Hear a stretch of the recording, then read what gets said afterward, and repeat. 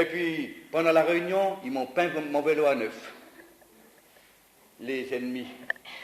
Ils n'ont pas mis de belles couleurs, c'est des peints avec du fumier de poule. Tout du fumier de poule. Complètement couvert de fumier de poule. Puis tout à coup, je me suis dit, quand j'ai vu ce vélo, c'est le moment d'aller au garde-chambre, on en a bientôt assez. Quand même, il faut de l'ordre dans le pays. Puis cette parole m'est venue à l'idée, réjouissez-vous toujours dans le Seigneur, puis je vais le mettre dans la fontaine, une grande fontaine, ce vélo, en chantant, oui, tout dit qu'il est merveilleux. Avec ce vélo dans la fontaine, puis il a bien été lavé. Mais comme c'est beau, le Seigneur nous conduit. C'est pourquoi, laissons-nous exhorter, si nous voulons être des gens heureux dans ce monde, acceptons le salut. Tant qu'il est temps, je suis venu ici parmi vous et j'ai eu beaucoup de joie, chers amis. J'ai chanté cette communion. Mais ces quelques réunions que nous avons eues ensemble se retrouveront un jour dans la gloire. Et les gens qui ont été appelés et qui n'auraient pas accepté l'appel du Seigneur en rendront justement des comptes devant Dieu. Dieu parle.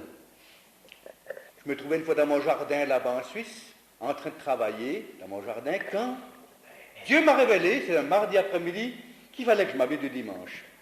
C'était l'Esprit de Dieu, je le savais. Et je suis parti m'habiller du dimanche sans savoir pourquoi. Ma compagne me dit, où tu vas? Je ne sais pas. J'ai eu ma cravate, le téléphone sonne, et très loin de chez moi, environ 200 km, une maman était au téléphone, une maman en angoisse. Il y a de nos jours beaucoup de mamans en angoisse, vous ne trouvez pas? Des mamans en angoisse, ça ne manque pas. Et cette maman me disait, ma fille, qui a 18 ans, elle est mourante. Elle aimerait bien vous voir, vous confier quelque chose. Vous pourriez venir. Je dis, petite maman, je suis justement prêt. Puis j'ai juste eu le temps d'aller prendre le train. C'était Dieu qui a tout organisé. Puis je suis arrivé vers cette maison, la maman m'a conduit vers cette fille, une fille de 18 printemps, qui était mourante, de la peine de respirer, en sueur. Et cette jeune fille me connaissait. Moi, je ne la connaissais pas. Puis elle m'a dit, Monsieur Daposo, vous êtes venu des réunions dans notre église il y a 2 ans, toute une semaine. Je dis oui, je me rappelle. Elle m'a dit, j'étais là tous les soirs, et je savais, il faut me convertir. L'appel a retenti dans mon cœur, mais j'ai refusé. J'ai dit, il faut bien que jeunesse se passe, j'aimerais bien un petit peu danser après tout, avant tout, je peux me convertir plus tard. Et je ne me suis pas converti, j'ai refusé l'appel de Dieu. Et maintenant j'ai peur de mourir. J'ai peur de mourir, je sais que je vais mourir.